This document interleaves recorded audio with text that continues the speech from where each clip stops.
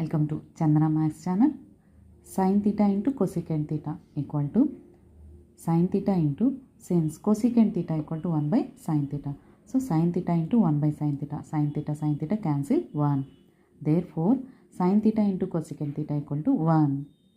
Cos theta into secant theta. Here secant theta equal to 1 by cos theta. So cos theta into 1 by cos theta. Cos theta cancel. Value 1. Therefore cos theta into secant theta equal to 1. Next tan theta into cot theta, where cot theta equal to 1 by tan theta. So tan theta into 1 by tan theta. Here also tan theta cancel 1. Therefore tan theta into cot theta equal to 1. Thank you students.